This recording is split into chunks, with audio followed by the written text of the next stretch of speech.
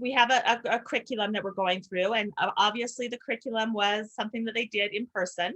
So this activity, I kind of want you to imagine you're doing in person if you can. They suggested having a big sign that said comfortable on one side of the room and not comfortable on the other side of the room. And then I'm going to ask you a series of questions.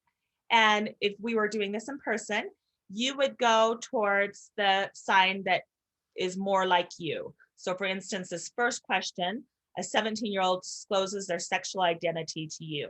Are you super comfortable with that you stand underneath the comfortable sign? Are you kind of midway comfortable with that? Or you're not comfortable at all with that? So we're going to have to use our imaginations a little bit, seeing that we're not in a classroom setting. But one thing that I think is really important is kind of getting the information, seeing where we stand right now with how we are as an ally, how we are with our perception, how kids are treated right now. And then that way, once we realize where we're at, we can move forward a little bit better with a little bit more understanding. So I really want you to, if you can, in the setting that you're in watching this, try to really visualize where you would be on this continuum. Because hopefully it can help us for us to, becoming a little bit better. So the first one, 17-year-old discloses their sexual identity to you. So on that continuum of being super, super comfortable with it or not comfortable at all with it, where would you be? The next one is you have been asked to foster an 11-year-old who is questioning his sexual identity. Think 11-year-old. How would you feel about that? How do you feel about helping them kind of understanding all those issues? The third question is you discover your church does not support LGBTQ+ identity. So how do you feel about that? Are you comfortable with attending a church that doesn't support that? Are you not comfortable? Make you feel a little uneasy? You attend an LGBTQ+ support group. Totally out of your element, totally uncomfortable, can't wait to get out of there, or it's just a bunch of friends that you've already known and love anyhow. The next one is you find out your child's teacher is openly lesbian. No issues whatsoever, a little bit uncomfortable with it. You've been asked to provide short-term care for a youth who is transgender. How are you feeling about that? Comfortable with where they're going to sleep at night? Comfortable with who is going to be in their bedroom with them? The bathroom situation? And the last one is you need to discuss a youth's sexual identity with the child's social worker. Is that an easy conversation for you? Can you figure out how you'd start it? Is it something you wouldn't worry about at all? So with all those questions, I'm interested, what did you guys learn about yourselves that you want to share? Did anyone kind of think, oh, I'm pretty comfortable with that. That wouldn't be an issue, or are any of those topics are ones that you think you might struggle with more? Anything that you learned in that activity that would be worth sharing with us? I feel like it's just maybe some of the topics are awkward because like I've never experienced it before, not that it's inherently awkward because of them, but it's awkward because of me, because I don't have maybe enough experience. So like I would say just my own lack of knowledge or lack of having ever thought about it maybe just kind of will lend itself to like awkward conversations. I guess. Thank you for being open about that. That's kind of how I would be feeling too, is that it just wasn't something I had a lot of information about before. And so it would be awkward for me to have some of these conversations. Thank you for being honest about that. But like, I feel like they're all like fine. I have no problem with the fact that, like my teacher would be my child's teacher is openly lesbian, I would have no problem with that. Like, I just feel like my own lack of experience is what makes it awkward. So, yeah. Great. Thank you. Yeah. I can easily relate to that. Anyone else had any thoughts there?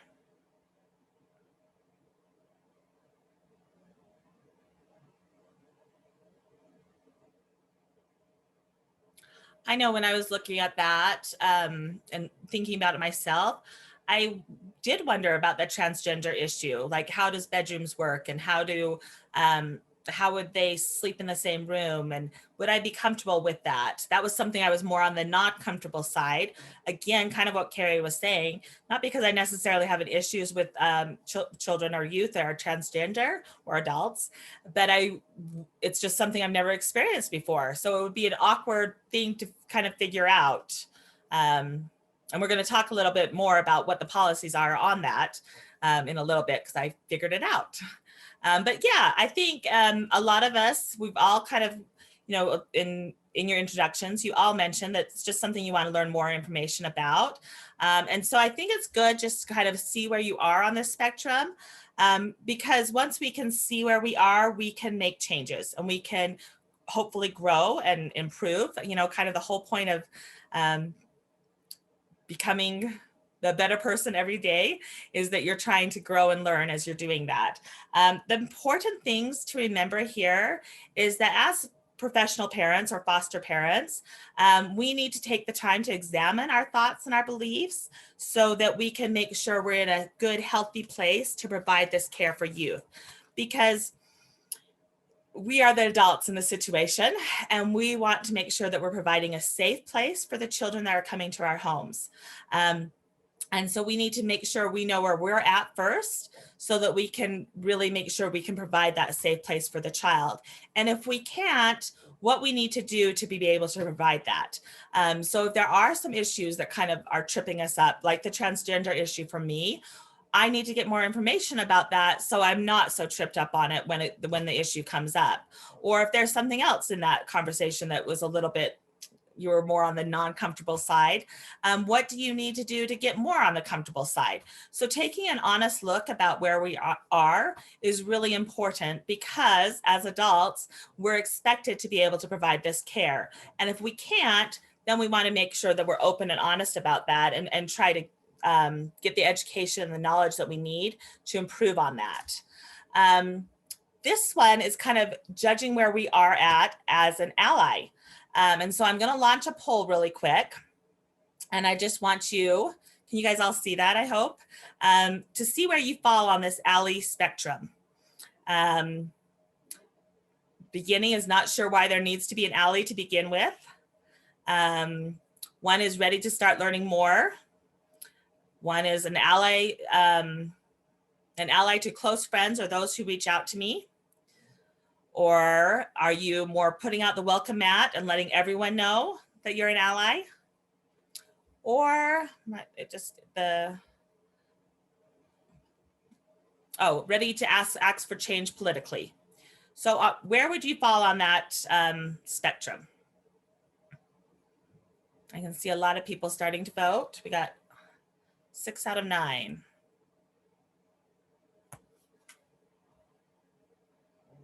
I'll give it maybe 2 more seconds. I think we've got 2 more people that haven't voted.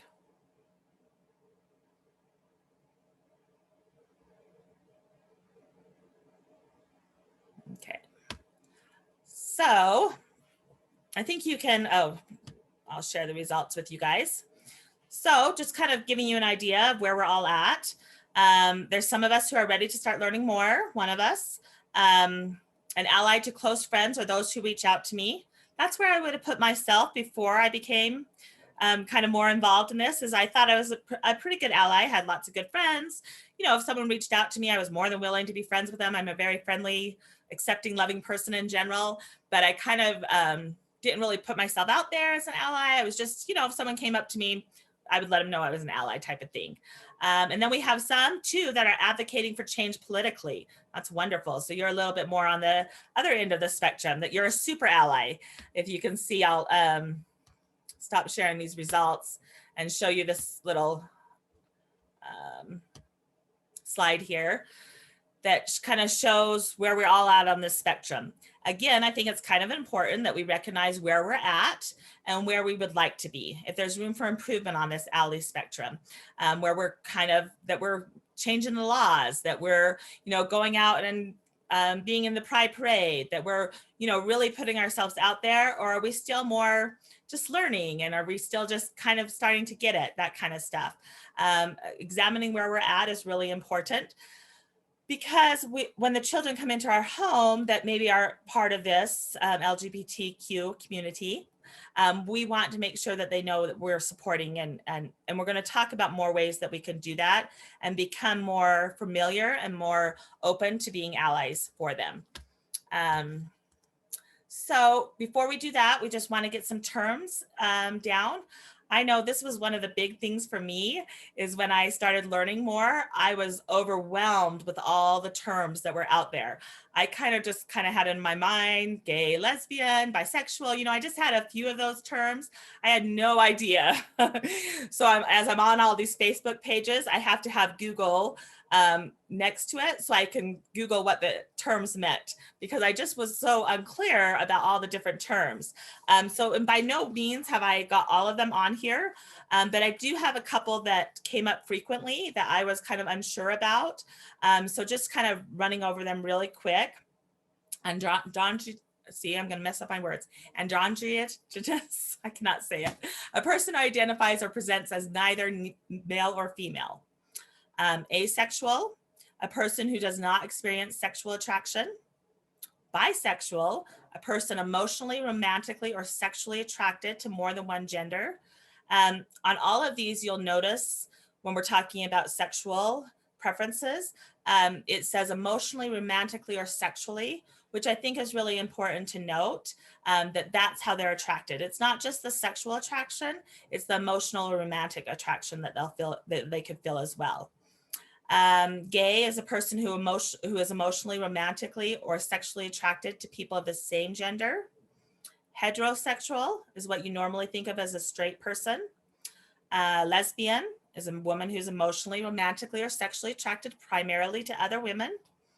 Non-binary, I wasn't really sure what that term meant. It's an adjective referring to any person whose gender identity is neither male or female.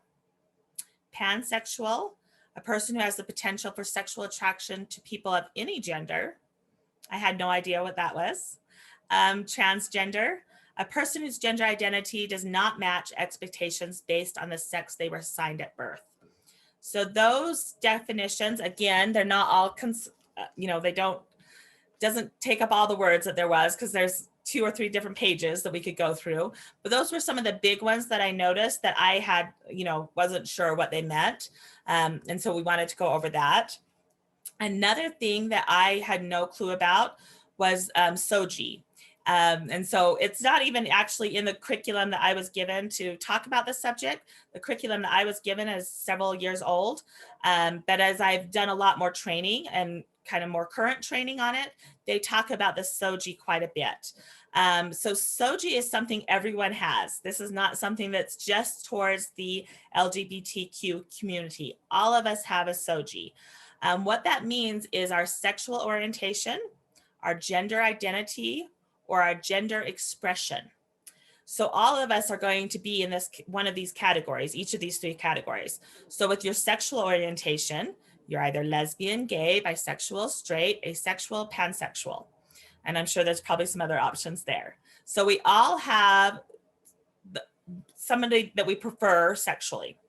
Gender identity is what we identify with as our gender. Is that male, female, gender queer, bigender, agender?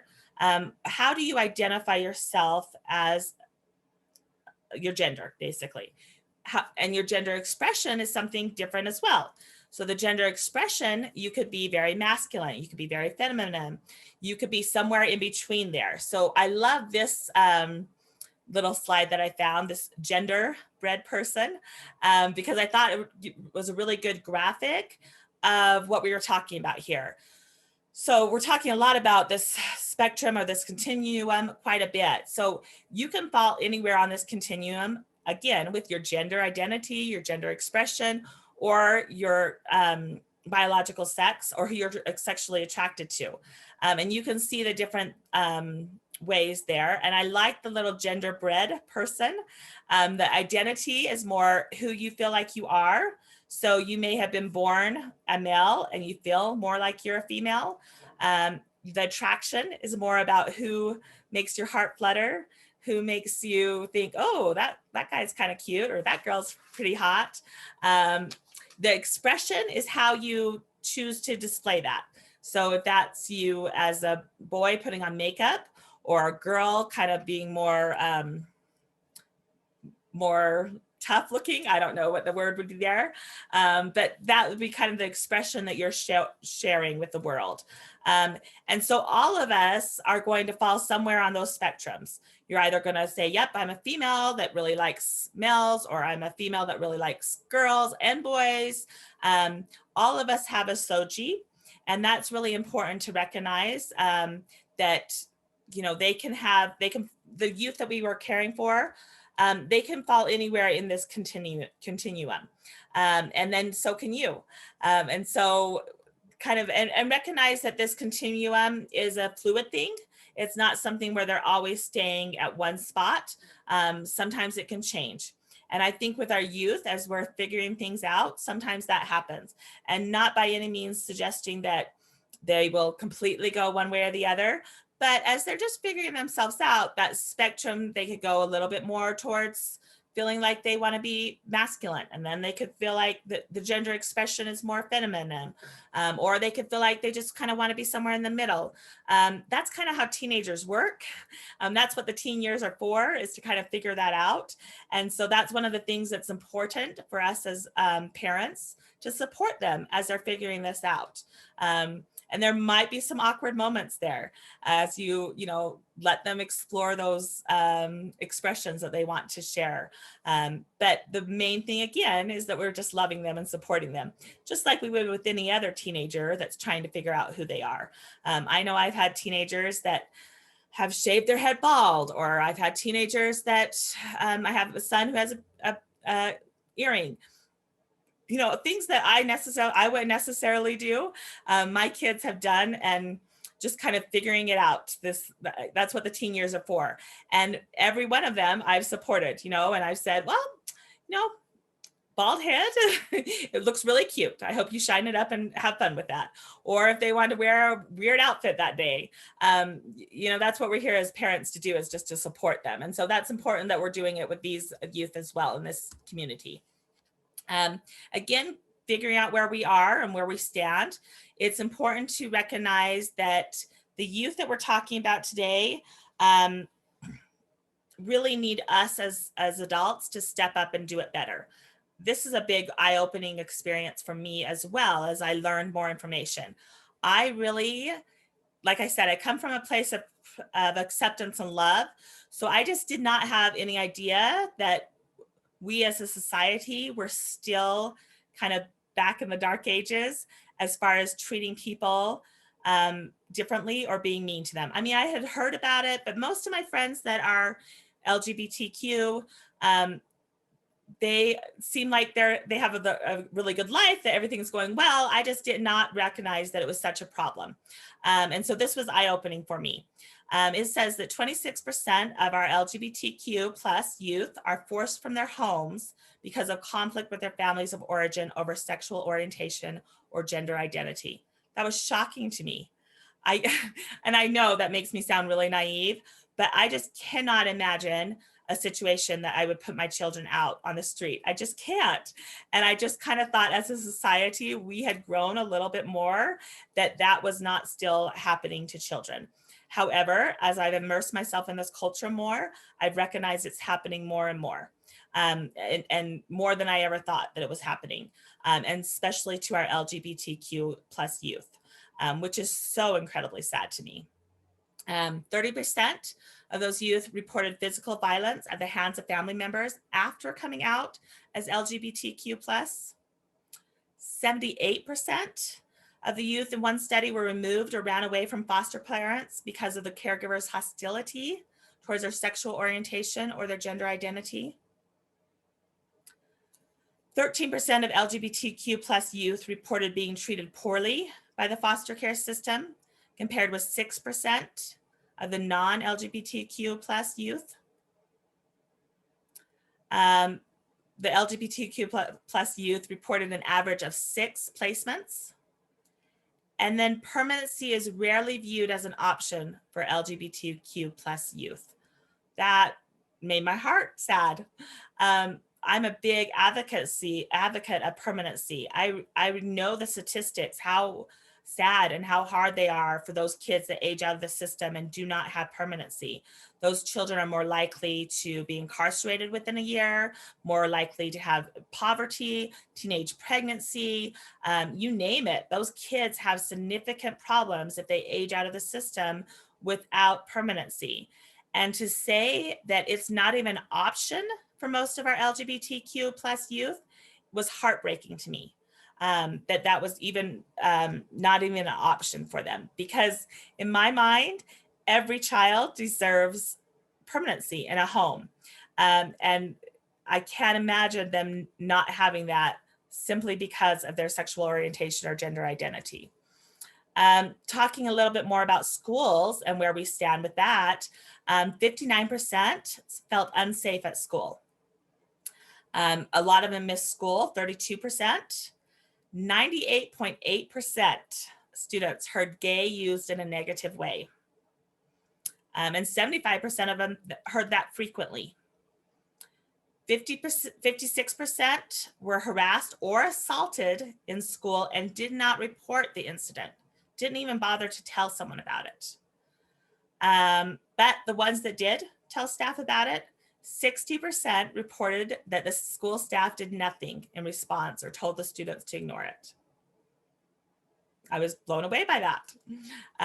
The quote there we have, it was just a quote from a LGBTQ youth that said, "I got rocks thrown at me and was beaten by kids at school. I never told anybody about this, not a parent, school staff member, or nor peer." So these students are having a really hard time in school, in our Utah schools as well. So there was a study that was done in 2019 that said the vast majority of LGBTQ plus students in Utah regularly heard anti-LGBTQ plus remarks. Most of them experienced victimization at school. Over half never reported the incidents. And only 21% said if they did report it, that it was handled in an effective way. So the study done in 2019, not very long ago, said that Utah schools were not safe for most LGBTQ plus secondary school students, which I send my kids off to school every day and I don't have a second thought about them being safe. I mean, lately I have with all the, there's a lot of unsafe things as far as school bombings or shootings or that kind of stuff. But as far as their peers, I haven't really been concerned about that too much. But to think that these kids don't feel safe at all in their schools, that's incredibly sad to me, because school should be a place where they could go to learn. And as we all know, if you're in a fear state of mind, there's no learning that's taking place. You simply cannot learn when the overall emotion is fear. And so when these students are going to school and they're fearing what people are going to say, or even fearing being physically assaulted, then there's no way that there could possibly be any learning going on. And any learning that is taking place makes these students even more amazing that they're able to do that. So again, knowing where we're at is really important so that we can move past all this, move forward. A couple other myths that I just wanted to kind of talk about real quick before we start talking about what we can do to support these youth. Adolescents are too young to know they are LGBTQ+. That was kind of one of my thoughts. I just thought teenagers, they change their mind all the time. Do they really, know what they're saying? My kids would come home a lot and talk about so-and-so being bisexual or so-and-so being gay or so-and-so doing this. And I just thought they're just figuring it out. That's kind of what teenagers do at this age. And I do think there's some of that, absolutely. However, I do think they kind of have that identity down a little bit earlier than I knew. So research has consistently shown the average age of awareness is 10 and the average age of disclosure is 14. So these kids know and feel different at an early age. And it's not something that is fluid in that way. Like they may, be on that continuum and that spectrum, and they may change where they're at, kind of, but they know that, and they feel different for the most part. And that's what research has consistently shown. It says LGBTQ plus youth must be separated from the general population to ensure safety. That's actually a myth. That serves to punish the youth. They shouldn't have to be kept separate. Safety is best ensured by adequate staffing, training, and meaningful programming. A couple myths that kind of go together is sexual abuse may lead children to identify in this community, or providing youth about information may convince them to become LGBTQ plus, or that youth have control over their sexual identity and can choose not to be LGBTQ plus. There I go. I knew I was going to mess up. The actual American Psychological Association concludes that most people experience little or no choice about their sexual orientation. And I've read lots of books, like I've mentioned, at this point, and all of the books I'm reading say the same thing, is that at first, and we're going to talk about the different stages where people explore and figure out who they are, but at first they wanted anything they could not to be gay or not to be different, which I think we can all understand, right? Most of our teenagers, they want to look different, but then they also want to be the same. That's such an important part of being a teenager, is not being different, right? And so they are trying, that's not their goal here. It's who they truly feel they are. I was reading something this morning that said, it was talking about a transgender person, and he was trying to explain what it meant to a younger child. And he said, it's just like when you pick up a pen to go to write when you're young. Nobody tells you that you're right-handed or left-handed. You just pick up a pen and you start doing what's comfortable to you and what feels right to you. Well, that's the same thing as transgender.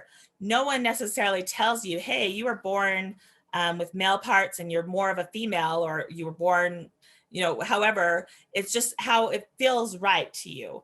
And it's something you're always going to know, and it's something you're always going to feel. And trying to write with the other hand would feel awkward and would feel weird to you. And that's how the transgender gentleman explained this to a young child. I thought it was really well done, because as I'm holding this pen in my left hand, I'm thinking that would just feel so awkward to me, and I would never feel comfortable in my own body if I was to, try to write like this. I could never do it well. No one could convince me that this was the right hand for me to write on. Like, I don't know how many. You could tell me all day long that I was left-handed, and I still wouldn't be able to write with my left hand. And that was a really good description to me of how it felt to be transgender. It's just what's natural to you. You just picked up a pen and you knew you were right-handed or left-handed. And that's how this gentleman explained that. And then gay men molest children at higher rates than heterosexuals, which again, most of us that have been in foster care understand that most child abuse appears to be committed by situational child abusers who present themselves as heterosexual. So that is a myth that is not accurate. So with all this information that we've gained, and any questions up to this point or any comments anyone has?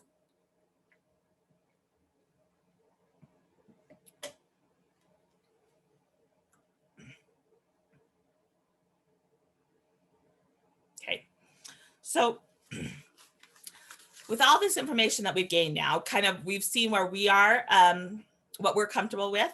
We've seen where we are on that ally spectrum, and we've seen what the youth are having to go through now. I hope you've come to an understanding that this is really a call to action. This is a really important issue that I regrettably did not understand until recently. These kids absolutely need us. And these kids in foster care need us even more. So I'm a big, obviously, big supporter of foster care and these kids needing homes. And now that I've gotten all this information and understanding where the world and society and these children are at, I can understand that this is the time that I need to step up personally, and be more of an ally, be more of a support for these kids because they desperately need it and they need someone willing to do that. And I love, because so often we focus on the negatives and we focus on some of those negative statistics, but I love that they said that the single most significant factor in predicting resiliency and positive outcomes for our LGBTQ plus youth is a family that is accepting and supporting of the youth. So we've talked about some negative things, but now we're going to talk about some positive things. We're going to talk about ways that you can be an ally. We're going to talk about ways that you can be a safe zone, because as the slide shows, one person can make a difference and everyone should try to make that difference. And I just, as we're talking, I just think it's so important that we recognize that as foster parents, this may be a bit of a stretch for us. It may be something that we didn't think we were going to be working on or dealing with, but it doesn't stop the fact that it's out there and it is something that we need to be willing to deal with and help these kids with. And we don't need to be perfect at it. I love what my daughter said and what I shared in the beginning. I don't need to, getting all this information has been helpful to me, but all I need to do is love my son. And when I think it's kind of like foster care. When I'm talking to prospective foster parents, sometimes they think, oh, I could never be a foster parent. I'm not a good enough parent. I can never do that. And I tell them, foster care is a big, scary word. It has a lot of implications with it. You've seen TV shows and you have all these myths out there, but when you get right to it, it's a kid. And you could take care of a kid, right? Most of these people I'm talking to are already foster parent or already parents. And I said, all you're doing is taking care of a child. It's the same thing with our LGBTQ plus youth. It may sound like a big, scary idea to be a supporter and an ally for these children, but really what you're doing is taking care of a youth. And most of you are already doing that and you're doing awesome at it. And so it's not anything bigger or greater. It might stretch you and make you grow a little bit more, but really you're taking care of a child who needs a home. And that's easy to do in my opinion. And so now we're going to kind of talk about some ways to do that. These are some quotes from some of the information I gathered. This first one said, living with my foster family made me kind of miserable. Coming out to them was a problem. Eventually, I just stopped caring because they just kept assuming I wanted to be with their son and stuff. And I was like, no, I just need a brother. Foster care was one of the hardest things I've ever had to go through. Some more positive comments, though, was at my foster mom's house, I was able to feel safe and focus on being who I was. This other youth says, gaining that trust takes time, patience, and consistency. That's what my foster mother gave to me. So I love those two last quotes that kind of talk about ways that we can help the youth that so desperately need us. There are lots of different stages of coming out.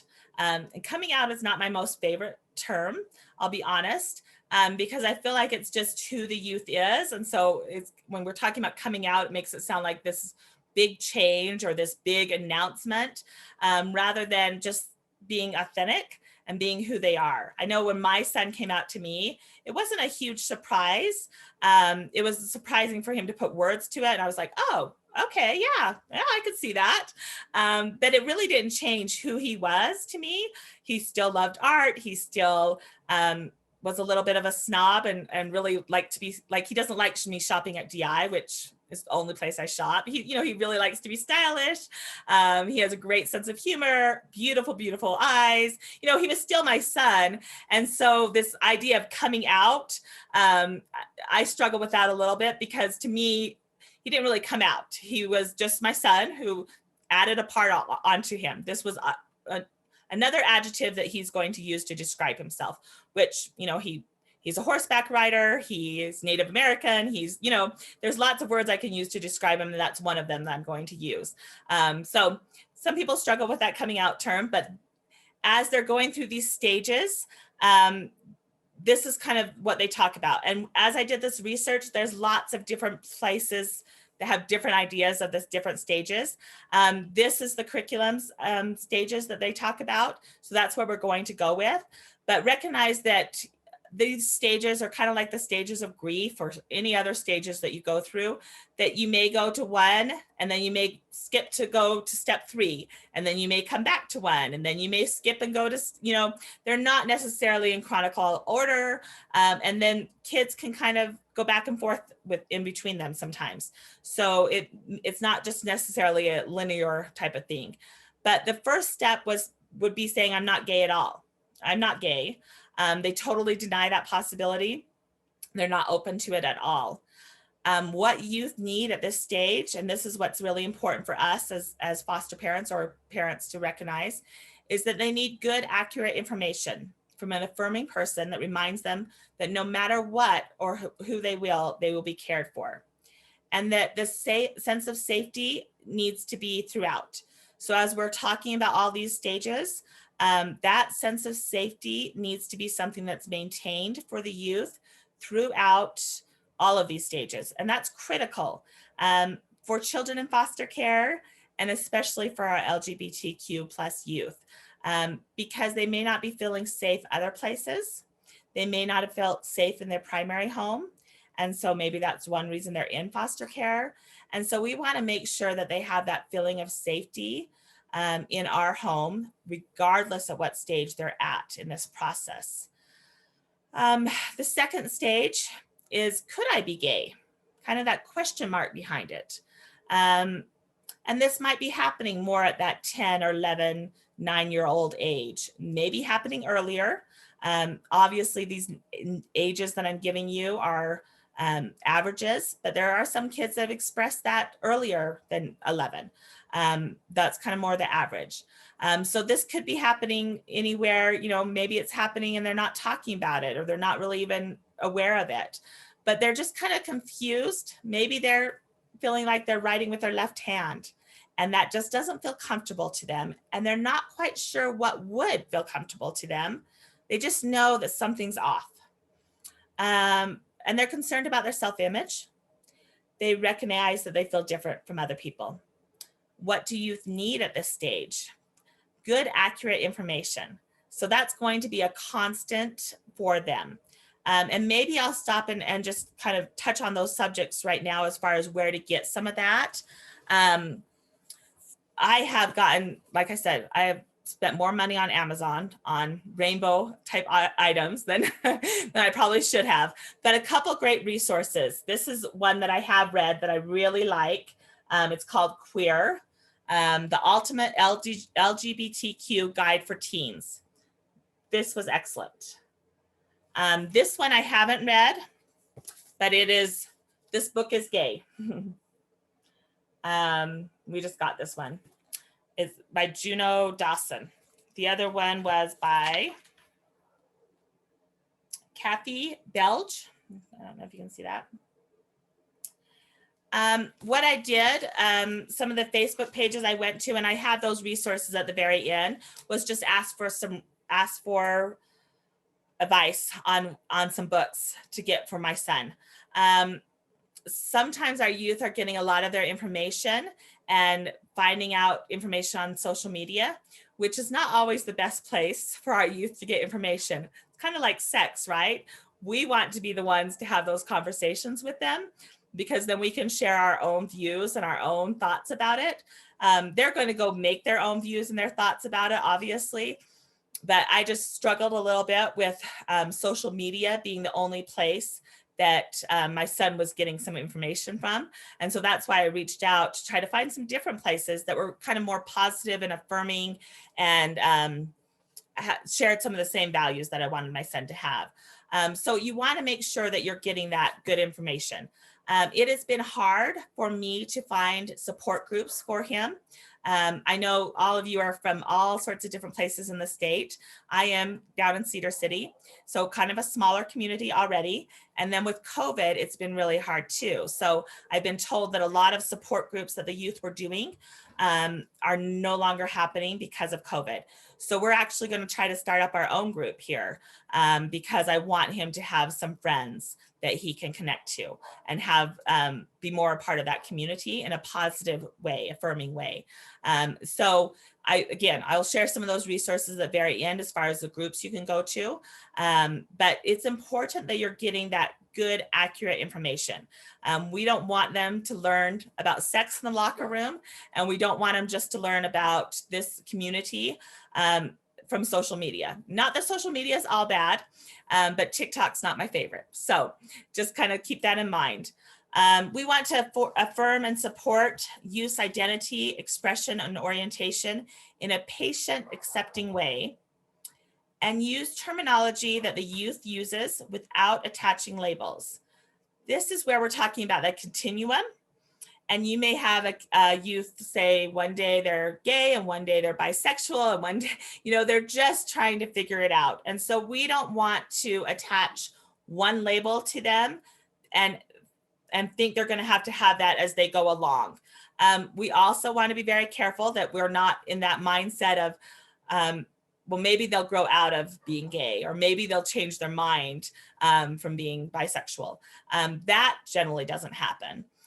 But that actual label, kids are not ready for a label. And I don't like labels in general. I don't like it for my children who are in special education. And I don't think our youth need that too. It puts a lot of pressure on them to be that one person or that one thing.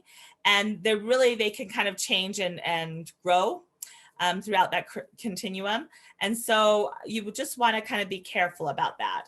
I don't know. We have a lot of people on here who have experience with youth. I don't know if any of you want to share any of that, how you've dealt with that continuum and putting on labels. I would be interested in any helpful information that you have on that.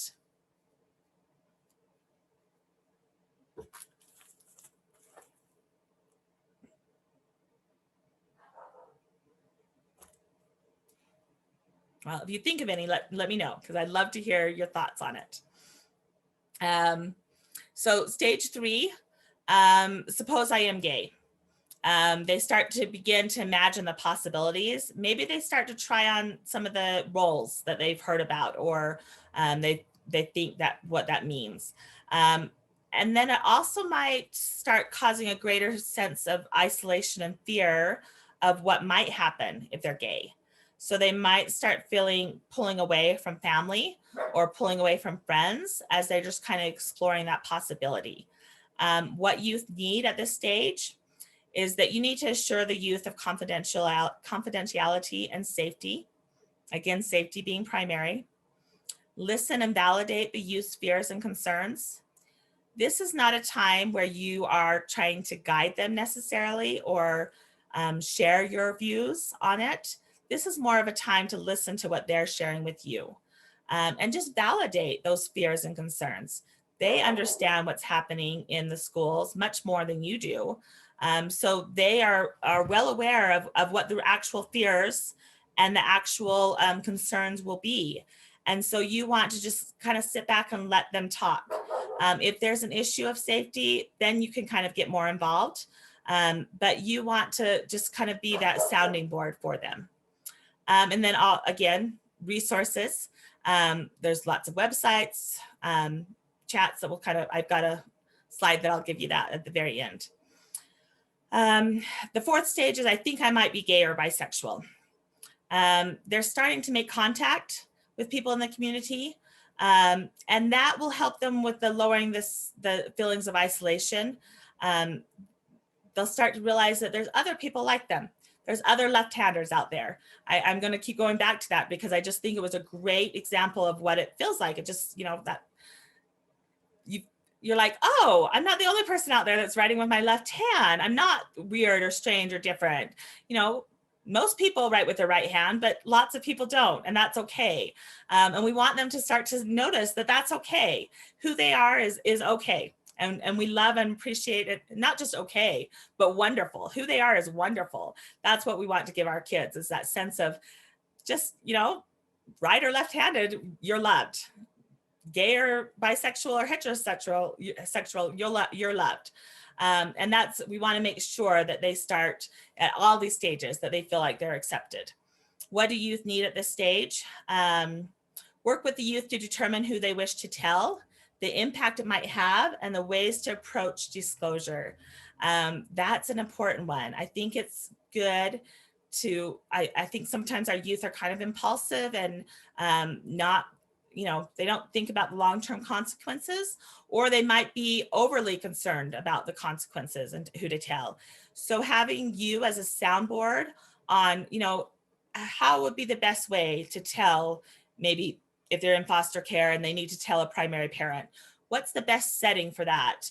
Who do you need in the room to provide safety for you to tell? How do you want to tell the school? Do you need to tell the school? Help them walk through that, just like we would in any other social situation. I know I've done lots of role playing with my kids when we're talking about them being adopted, or we're talking about them having a disability. We role play those situations out all the time. This is another opportunity to do that. Don't just throw them out there to the wolves to kind of figure that out by themselves. So when someone comes up to them, they don't know what to say about why they're a boy that has fingernail polish, or why they're, wearing makeup, and they're just kind of, I don't know what to say. Give them the opportunity to play that out with you in a safe place before they take it out into the world. And continue the education and support. And then again, discuss school environment and any concerns the youth might have. It's going to say throughout this that you want to make sure you keep confidentiality. You do not want to be the one to disclose for the child. You want them to be able to do that. When we're talking about youth in care, we need to recognize that the state or the caseworker needs to be aware of a child's sexual identity or gender expression. And so we want to work with the youth to create a plan to tell the caseworker, because that is an important part, important information to give to that caseworker. And so they may not have a great relationship with that caseworker for whatever reason, or they may not feel like that caseworker is a safe place. It's not our place to divulge that information. It is our place to work with the youth to create a plan to divulge that information. And so you just need to be honest that, this is something your caseworker needs to know. How can we do this so you feel good about it? And then, decide if the school needs to know. Maybe they don't, if the child doesn't want to share. Decide who else needs to know this information. But the caseworker would be one that you would absolutely want to share it with if they don't already know that. The fifth stage, I am gay. They settle more into their identity. They may put significant efforts to fit into the LGBTQ culture, plus culture, or the stereotypical culture that they think it is. They may, really put a lot of effort. This is when they really want to surround themselves with other youth that are in that culture. They really want to be a part of the social media that's out there. This is really, kind of their identity. This is who they are. They're proud. They may be marching in the parades. They may be changing things politically. They want people to know they're proud of themselves, and it kind of becomes all of them for a little bit. And that's okay, because they're figuring things out. That's how we all do things as a youth, you figuring things out. So what do youth need at this stage? They need support in taking the lead to tell others, identify local resources, encourage connection to positive gay peers and resources, and try to identify a mentor or older person, peer, to provide ongoing support to the youth. I think that's an important one. With my son, everything I say is boring and old fashioned and lame. Um, and that's just because I'm the mom and that's who I am. I am pretty lame. He's right. And so anything like all these great books and resources that I'm buying, he pretty much dismisses immediately because it's coming from me. So therefore it must be lame. And so I've been really trying to figure out someone that a youth or an older youth that could be a mentor towards him, that wouldn't be lame like me, and that could kind of show him some of these positive role models that I'd like him to have in his life. So you really have to kind of work. And that's what you're doing with teens anyhow. I'm lame to all of my children. And so anything I suggest is not important and not, I'm not smart enough to be able to give them suggestions because they know everything at that age. And so I've had to find different ways to share information with them, either through their peers or through social media. I've learned to be a big texter. I love to send cute little memes or something to my kids. That seems to get their attention. Find ways to give them that support, even if they're not necessarily willing to take it from you directly. And then number 6 is I am gay. It is a part of my identity. And I think I was listening to a podcast about 2 gentlemen that had come out and kind of gone through these stages, and it was talking about the different stages that they went through. And they were saying this is kind of where they are now, is this 6th stage. And so being gay is a part of who they are. It's not everything, kind of like it was in stage 5. They talked about in stage 5, they were really active in, they had a gay pride flag out, they marched in all the parades, they were very active politically. And they mentioned there's nothing wrong with any of those things. That was great. But some of their other aspects of their life kind of went to the wayside because they were so focused on figuring out this identity and figuring out who they were, that they let other aspects of themselves go. And as they were talking, they said this 6th stage is a more comfortable stage, that being gay is who they are, but they're also an artist. They're also, one was a student. So there's lots of parts of them. And so being gay just becomes part of them, not their complete identity. And so that would be the 6th stage that we're talking about. In this stage, they need help connecting to positive gay peers, help coming out, and knowing what to expect and finding supports. So with all these stages, have any of you had kids that have gone through any of these? I'd love to hear you guys' perspective and ideas. I hope I made it clear that I am learning in this process. And so I would love to learn from any of you if you have any examples or things that have helped kids that have been in your home.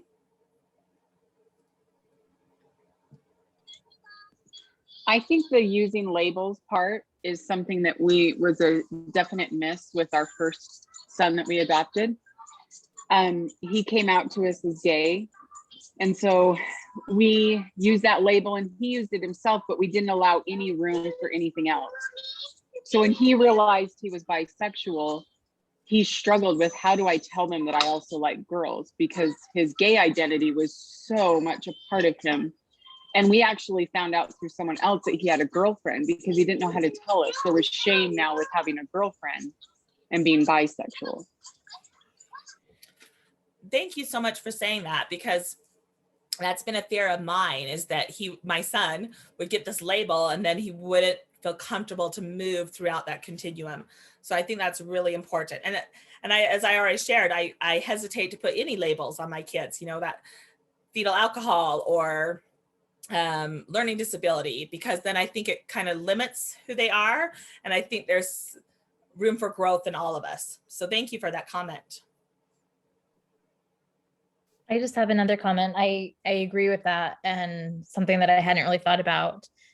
Also, and maybe you said this and I missed it, but in these 6 steps, it says like, I am gay. And for anyone that doesn't know, it's all LGBTQ.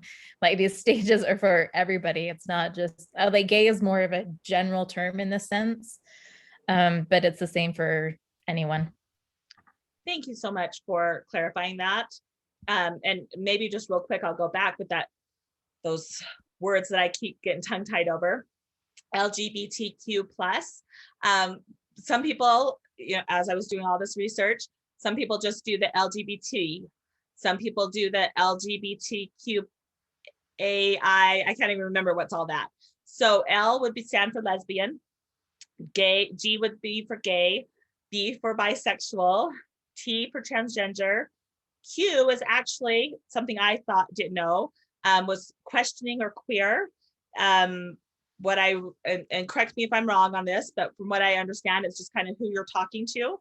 And then a lot of people are just putting that plus sign. So for me, I just had always heard of LGBT.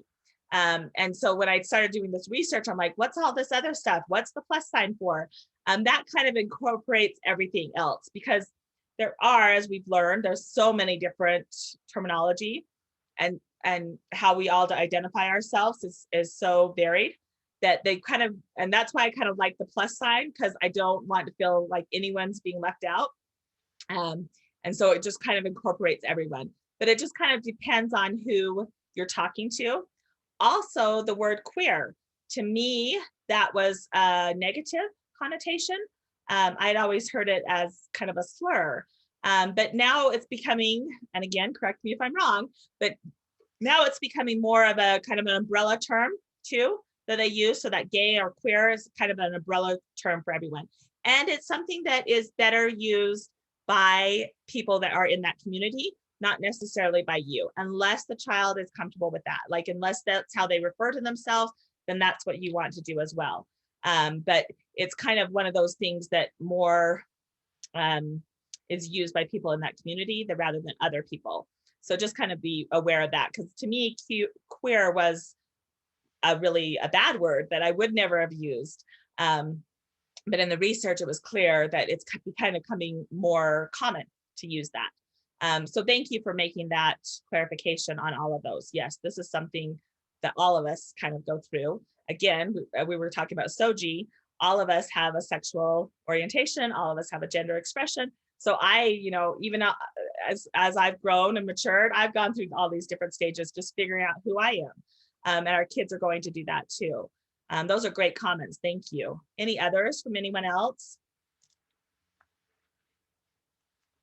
Yeah, I do. I think that this is kind of like valid and something that we can apply to ourselves too, like whenever maybe we feel different than the majority. And I know on my daughter, one day we were walking in church and she made the comment that she's just a broken person. And I was like, you are not a broken person. You are a whole and complete person. And I love you how you are.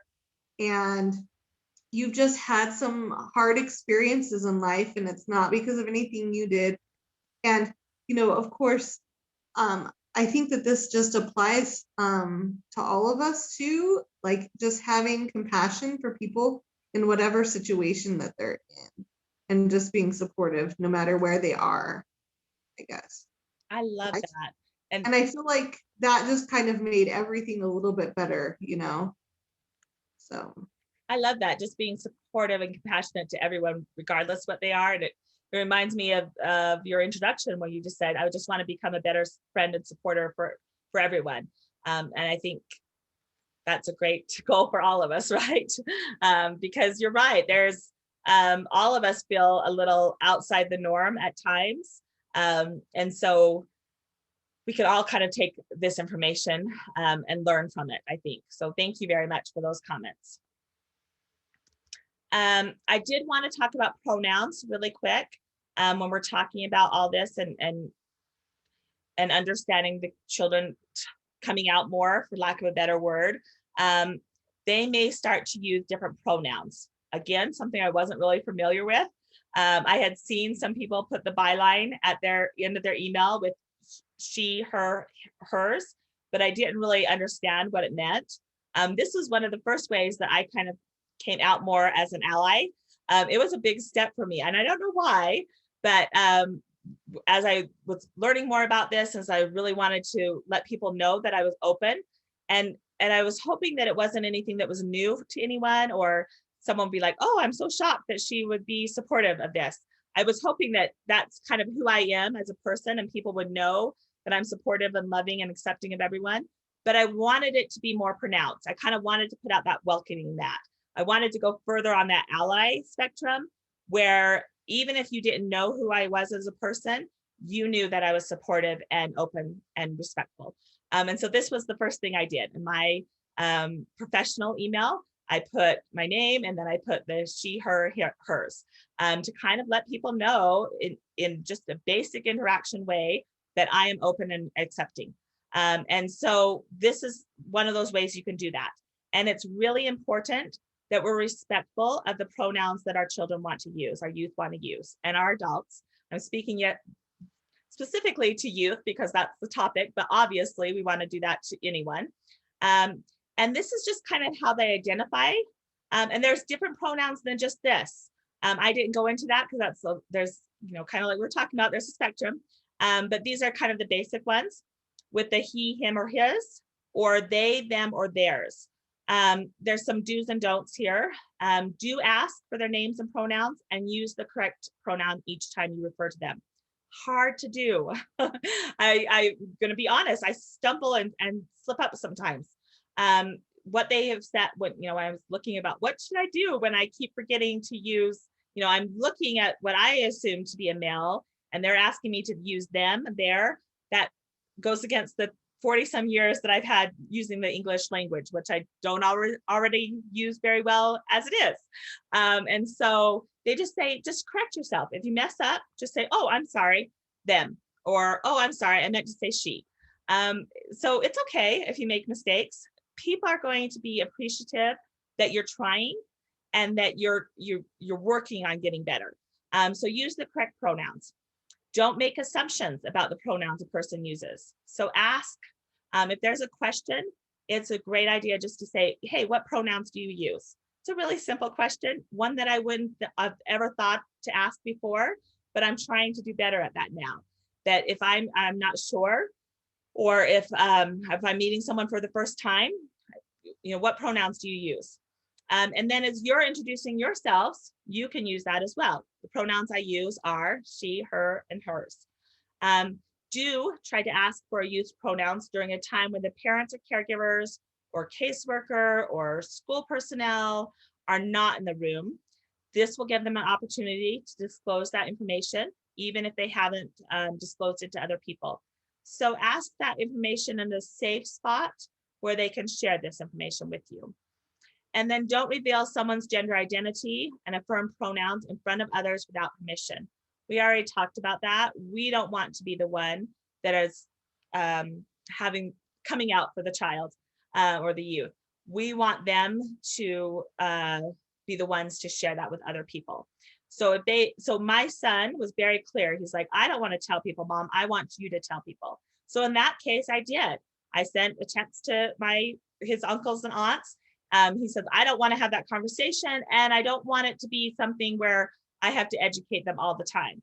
And so we had sat down and I said, okay, well, this is the text I'm going to send out. Does this work for you? And he said, yep. And so then in that case, I did send the information out. But you want to make sure that they're in control. I talk a lot about how our children in foster care don't feel in control and how important it is. Being in control, or that feeling of control, that feeling of power, if they don't have that, that leads to some behavior issues because they try to get control in other ways in their life. And so our LGBTQ plus youth that maybe don't feel in control, that can cause even more problems than it does for a typical child in care. So we want to give them as much control as we can to share or not share this information, and with who they're going to do that with. And then again, give them that control over what pronoun they prefer, and let them choose where that happens and how that happens, and be respectful. Also with names. So if they choose to use a different name, we want to be respectful and use that name. It's kind of like when I have a child that comes into my home, I will say, you can call me Mom or you can call me Amy. There's a couple words you can't call me, but for the most part, we can go between those two. And I will have kids. I'll have kids call me mom when I'm out in public and Amy at home, or vice versa. And I let them take control over that. I'm going to let them take control over this as well, and let them choose the name, because they might be choosing a name that fits more of their gender expression or their gender identity. And we want to be respectful of that and use that.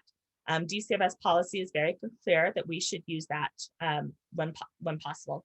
Sometimes with court documents, that's a little bit trickier, but in our general conversation, we should use their correct names, or the names that they prefer. I'm sorry. Any questions about any of that? That is kind of, for this lame, old-fashioned woman, that was a little bit of a hard switch for me. But one that I felt has been very, very valuable in showing that.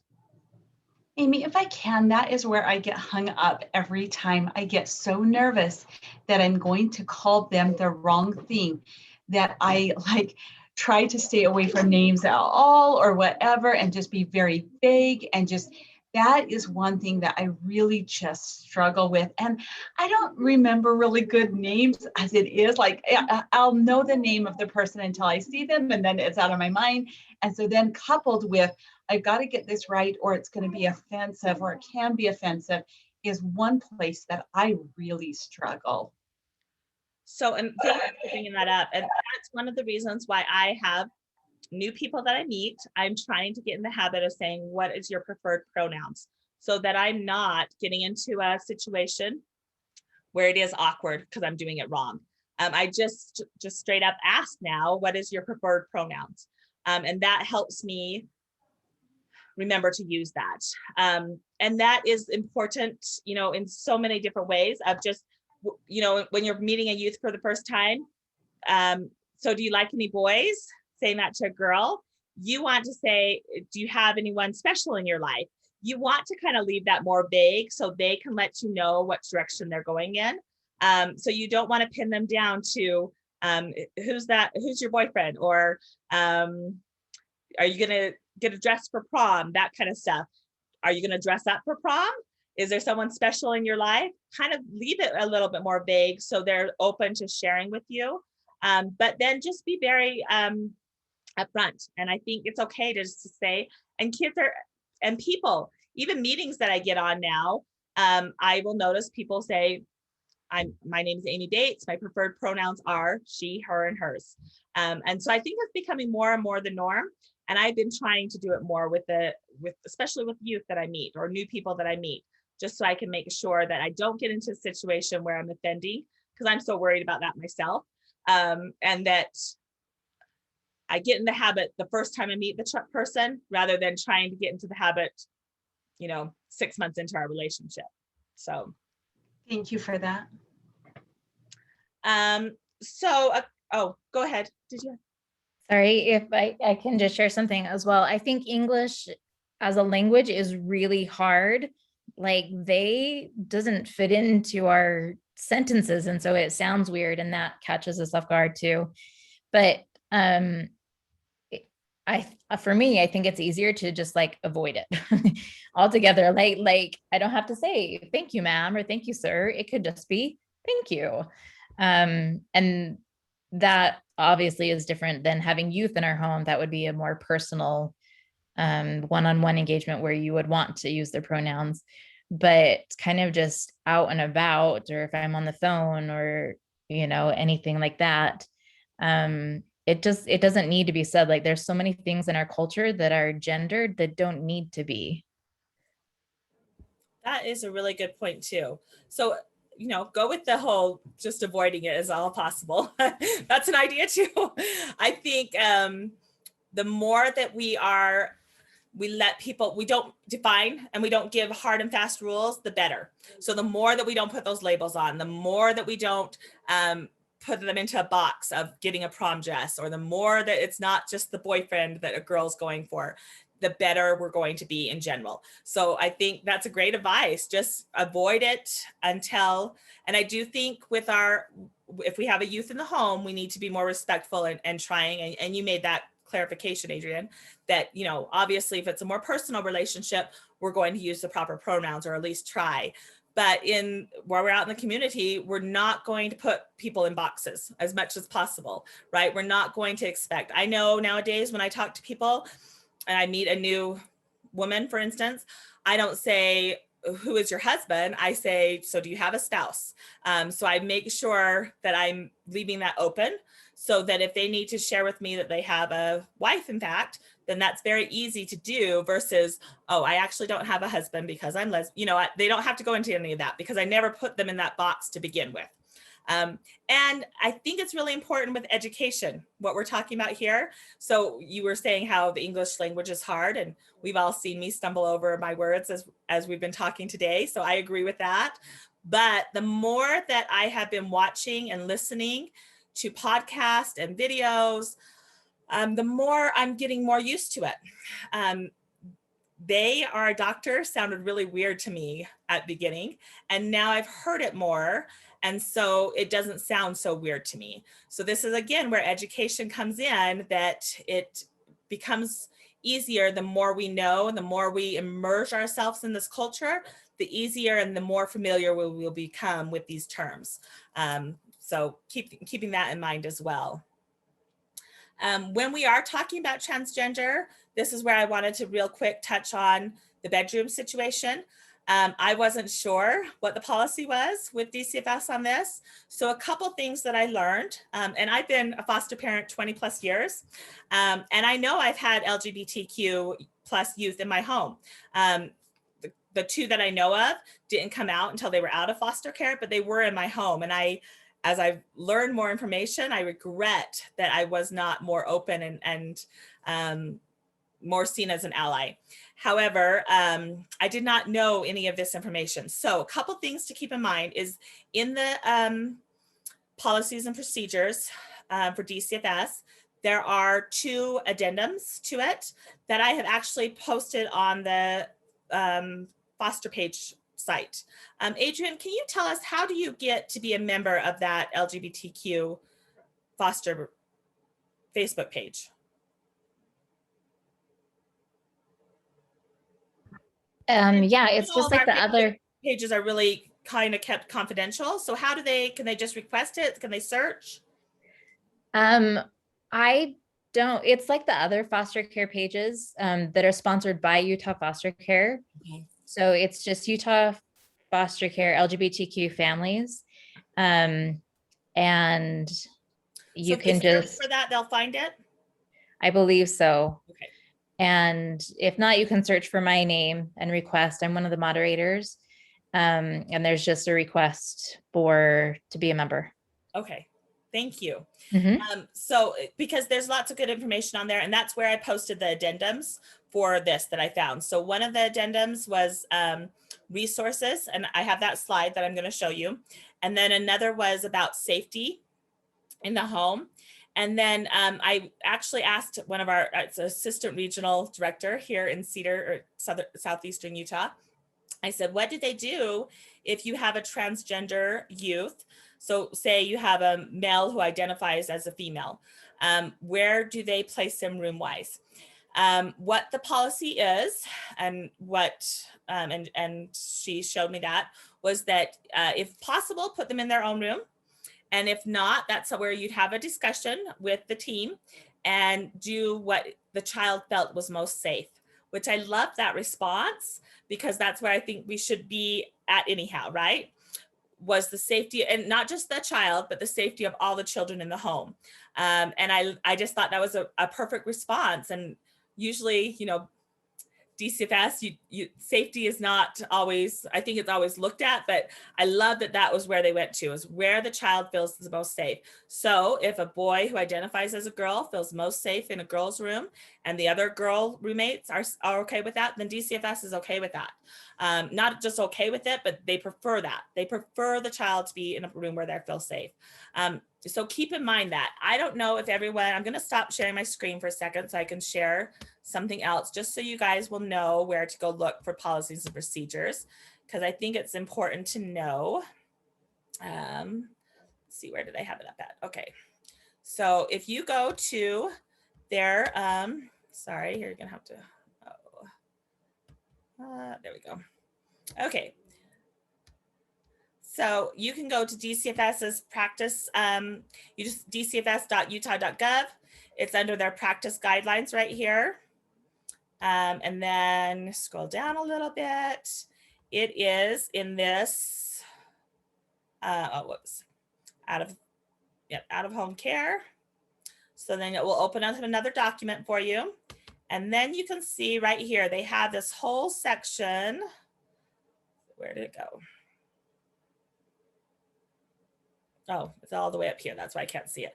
See right here, this 300.5, safety for lesbian, gay, bisexual, transgender, and questioning youth. So it has, I think it was like 5 or 10 pages. I don't know, but just when going over the policies and procedures for the youth. So if any of you ever have any questions, you can go right there, and it talks about pretty much everything, using the proper pronouns, room spaces for the kids, all of those kind of things that you could use. And then if you need the addendums that I was talking about, sorry, I have to move around my screen all over. Let's see. They were right just up here. They're in that Facebook page that I showed you. But they're also on here. So out of home care, Appendix A. And this talks about the local resources that I'm going to share. And the other one talks about safety. So it's kind of good to know that DCFS has already taken all this into consideration and really thought about the safety of the children and answered some of these questions that you might have before you even have them. So if you guys, any questions there about how to get into any of that, or any questions about what you would do as far as policies and procedures?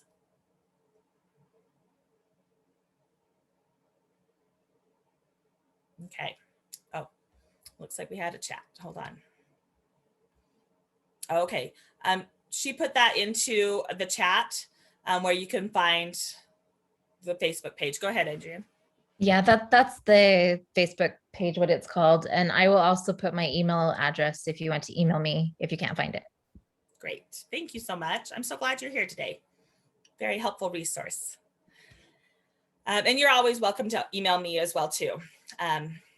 Like I said, I've gotten into this, and they're so welcoming, by the way. I've just been so happy with how people have accepted my, not being from a place of understanding, and they've been willing to let me learn and grow from them. It's just been wonderful. I've been really appreciative of everyone who's let me come in very uneducated, very unaware of the issues, and they've been willing to help me with that.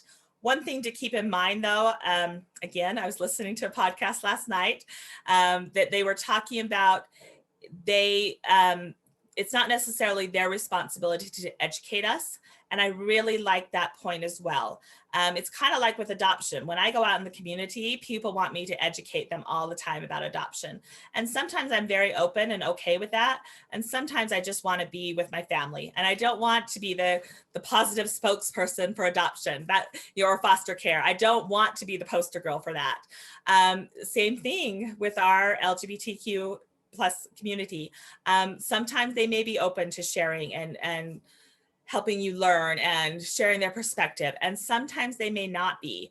And it's important that you respect when they are and when they're not. And so be open to saying, hey, is this something you're okay having a conversation with me and helping me learn more?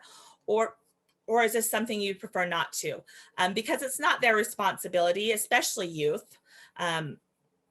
For sure, youth. It's not their responsibility to educate us. It's really our responsibility to take that upon ourselves. I've been so impressed, again, with people who have been willing to talk to me about it.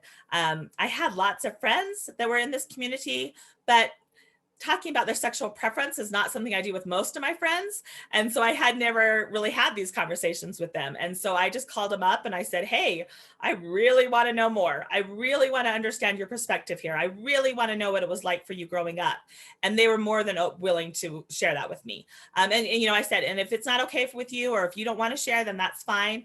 But this would be helpful to me. And I was just so impressed and so grateful for the people that were willing to share their stories with me and their perspectives, because it really helped me grow as a mom, like we've talked about, and just learn more. Okay, so one big thing that I want to talk about that I think is really important is the high suicide rates for our LGBTQ plus youth. This is big in Utah. It's big throughout our society. And so I thought it was really important that we also cover this because this is important for all of our children and youth, all of our foster care youth. I worry about this. But even more so with this community now that I have all the information that I have. So some warning signs of children that may be feeling suicidal or like they're going to harm themselves would be feeling like they're unimportant, unmotivated, trapped, alone, hopeless, irritable, overwhelmed, impulsive. I'm going to let you guys read through most of those. They're the similar signs and symptoms you would see if anyone was struggling with depression or anxiety or suicidal thoughts. And so anytime that we're serving our youth or we're just part of a community, we should be aware of these signs because it's obviously not just something that happens with youth, although that's the topic of conversation today. But we want to be looking for these signs and symptoms for anyone that we're working with, especially as foster parents. Sometimes when I read a statistic that 80% of the children that come into foster care probably had prenatal exposure to drugs or alcohol. With that prenatal exposure comes sometimes issues with impulse control and being able to make decisions looking at the long-term consequences. And so making a quick decision about hurting themselves is something that our youth are already prone to do. And so we want to make sure that we're aware of the signs and symptoms.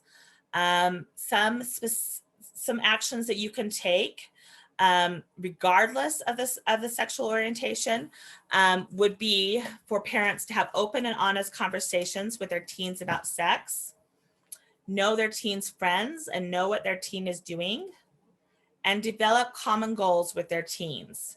And why we're talking about this, I also wanted to point out that we hear a lot of times about LGBTQ youth having depression more frequently than other children or committing suicide more frequently than other children, and maybe being more promiscuous than other children.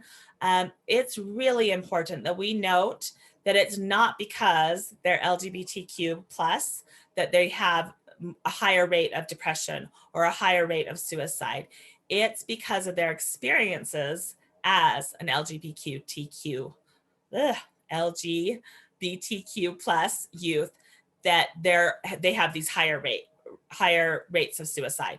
So there's not something inherently wrong with youth that are gay or youth that are bisexual. It's not something they're born with. It's kind of like, if you're bisexual, then you're going to have depression. That's not the case at all. There's nothing inherently wrong with these children. It's simply because of the reaction of our society and schools and maybe the family and friends that have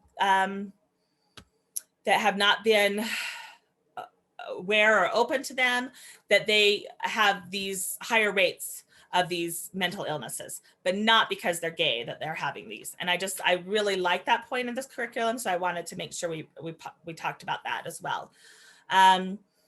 So make sure that you're talking and listening to your teens. There's a lot of suggestions on here. And again, I'm not going to go over all of them.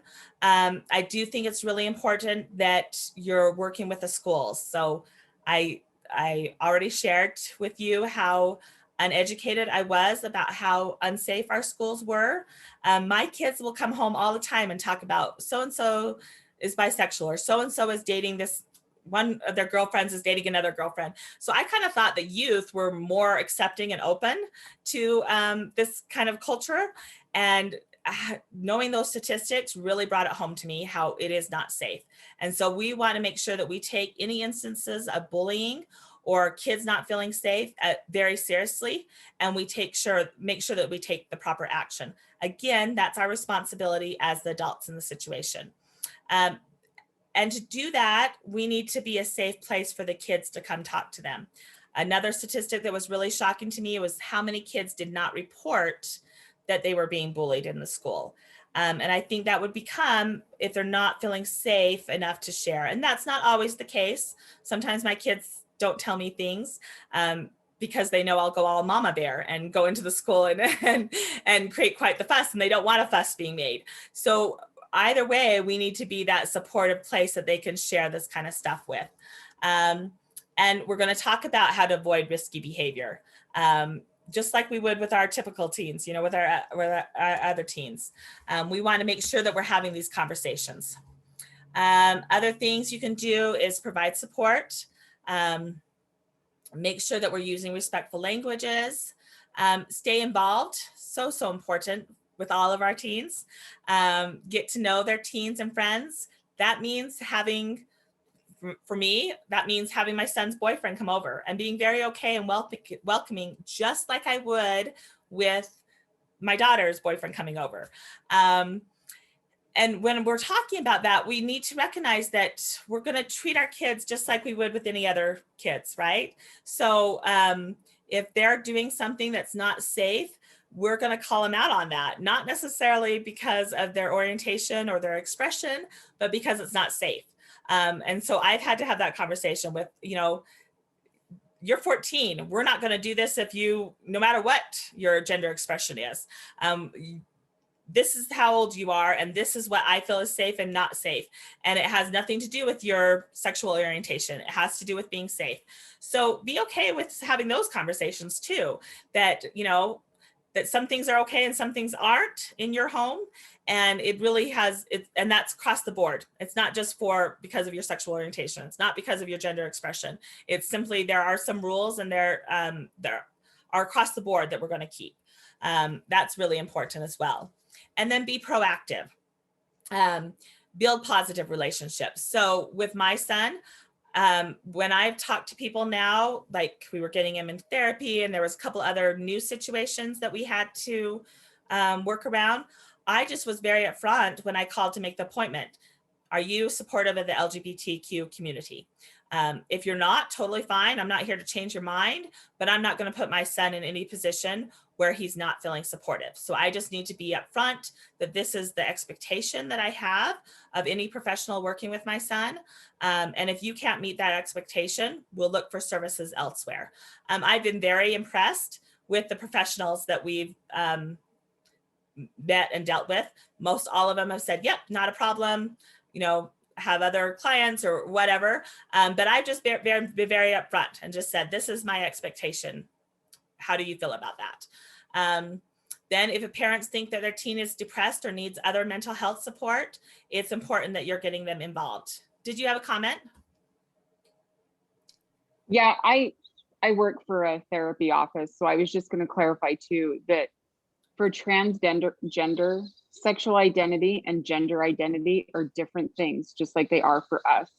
And there are a lot of clinicians that have caused therapeutic harm by trying to put sexual identity in the same bucket as gender identity.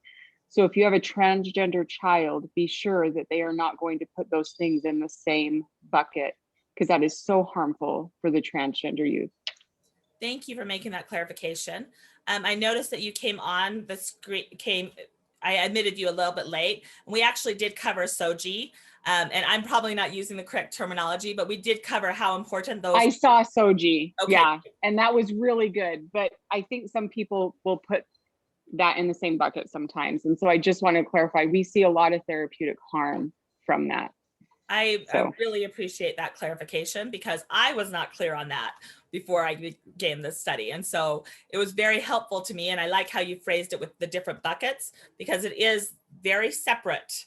Being one does not make you want another. And then I loved how it said, all of us have a SOGI, you know, because sometimes I think this is somebody else's issue or some, you know, their identity crisis.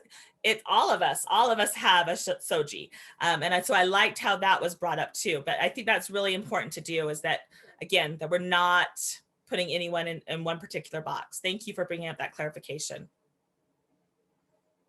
And then always be willing to look for others, supports. Like I said, we really had a hard time finding any supports here in Cedar City. The ones that were happening are not happening with COVID. And so we've just decided that we're going to have a group here.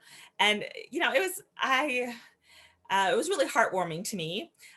We have lots of kids over here all the time. And so my son and I were talking about this, and I said, well, we can just have a group here if you want. They can come over, I'll get pizza, you know, we'll play games or whatever.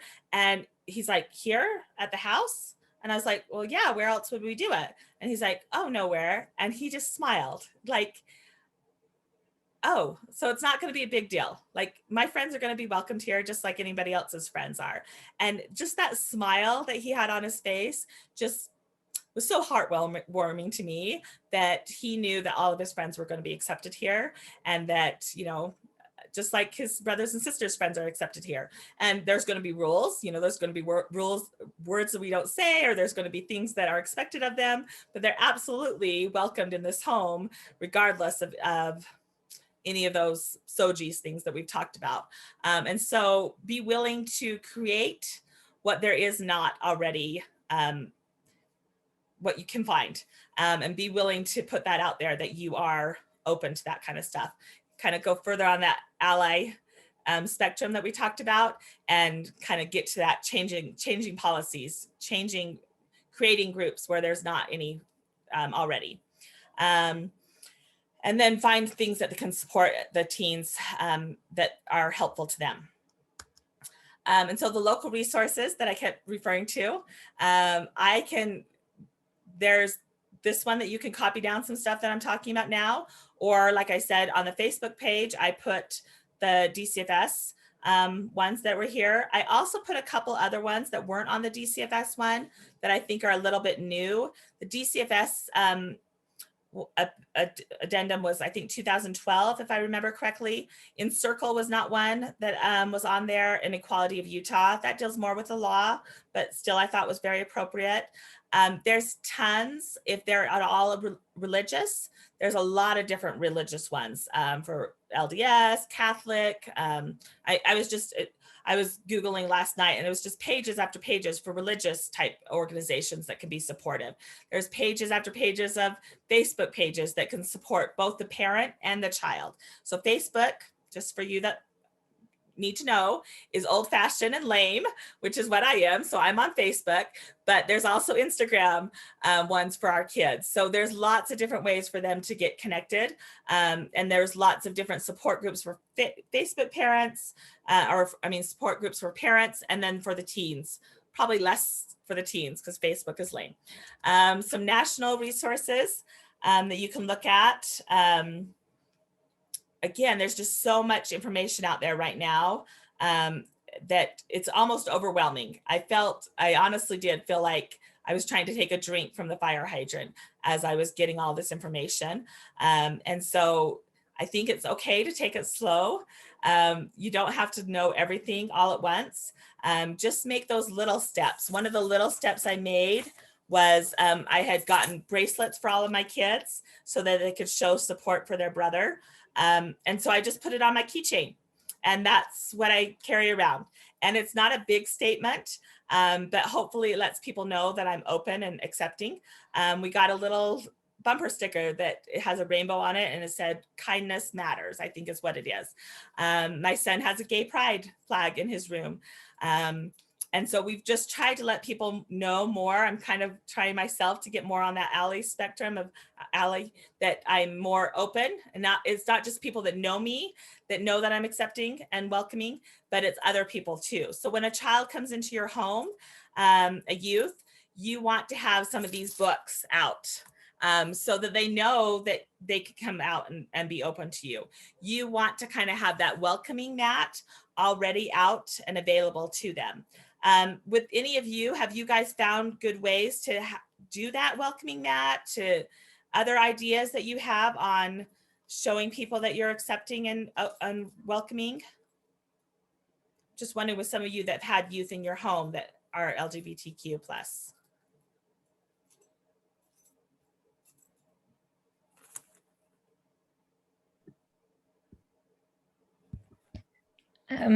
We actually have a welcome mat that's a rainbow, so a literal welcome mat. Love that idea. But as as you were going through and like kind of questioning like where we are at, I realized that I myself am not like roll out the mat and ready. Like I'm more like you, like people that know me know I'm accepting, but not anyone that would see me or come across me randomly would know that. And I think that's an important step that I'm like, how do I do that? And I think it's also kind of scary because it can be you like opening yourself up for ridicule or judgment or and a way to protect the kids. So that's kind of what I've been hiding behind. Like, well, I'm just protecting everybody. We're just gonna lay low. But I think it is important, especially when youth come into our home, for them to know, hey, like we support this. And it can be a simple rainbow thing. Like my friend or my daughter was talking to a friend on FaceTime, and she made a comment, they have a rainbow flag in their house. And so we were like, oh, okay, like we know where they stand. And so that's kind of a simple thing that after this workshop, I'm going to try to implement more. Great. Wouldn't that be great if we could all just like have a sign outside of our house that this is okay with us, this isn't, we can do this, or have a rainbow flag that just lets people know that we're open and welcoming. That definitely is where I fall. They actually do have those signs now, and we have one. It's a sign that says, we believe Black Lives Matter, that everyone has a choice. I can't remember everything it says now, but you can find them on Etsy. They're really incredible signs that basically in the very conservative neighborhood I live in, we stand out and we don't hide. But and it has brought some ridicule from friends, but my kids know to stand up too. And we don't have any LGBTQ youth in our home right now, but our children still know that you don't call someone gay. That's not something they would tolerate ever. And they know what pronouns are, even as young as our kids at home are now. And I think that sign does help everyone just know, like, we're safe. If a friend comes here, they know they're safe. And I really like what you were talking about too, about just already having a basic understanding of what is okay and what isn't. So that when kids do come out to our home that are in this community, we're not having to make a lot of changes. Your kids already know that it's not okay to use those phrases. Your kids already know about pronouns. I love that. That really helps. I mean, I think we can definitely do some obvious signs of obvious welcoming, but there's definitely things that we can do that's just kind of who we are and part of our culture that we're already doing in our home. So it's not a big switch when kids come into our home, because that's just who we already were. And then that, again, lets them know that they're more welcomed. And I go to the same thing of being a little bit scared. I don't want to have a lot of backlash, especially because it's new to us. And I can get a little mama bear on people. And I wouldn't want anyone to say anything negative about my child. I could get a little feisty.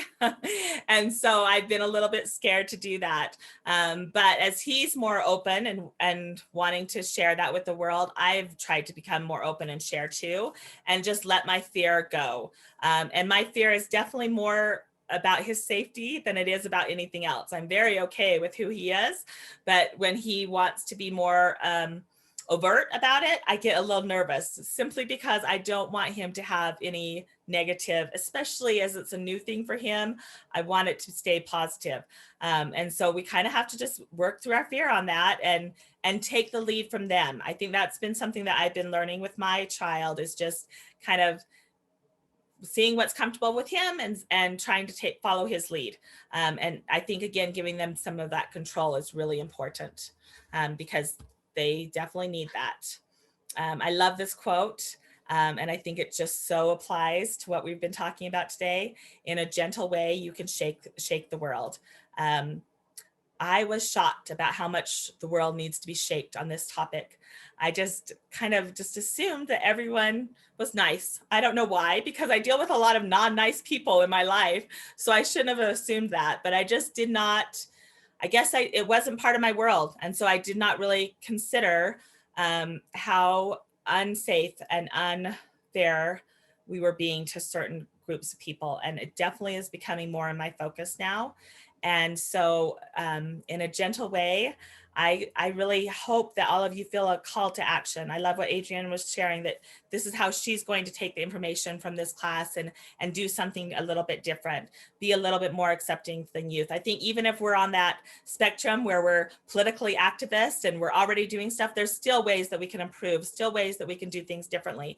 I know that I've definitely, it's been a huge learning curve for me, but one that I am glad to be on and glad to be a part of, because it's really opened up my eyes to a whole new beautiful world that I just was not aware of before. And so I really appreciate you guys kind of going on this little journey with me. I hope it's been helpful. I hope that I hope that I haven't offended or said anything wrong. I hope that it's been something that you've been able to learn from, kind of like I did, and that you can take something from here and do things a little bit better. And then I will just give you the last couple minutes. If you've been attending classes with us, you kind of already know the drill, but you'll just need to either scan the QR code there or put in the link, and then just put down 3 things that you learned into the survey. And then that way you can get credit for being here, because I'm sure the information was great, but we also want you to get credit. So please make sure you do that. It's always better if you can do it right after the class, because then if you're like me, you'll forget and you get another million things that you got to do. So I'm hoping to end up a little bit quicker, just so you have time to get that done. I will stay on for a couple minutes, so if you have any questions or any comments, you can. But other than that, I thank you guys for joining me, and I hope you have a great day. Thank you, Amy.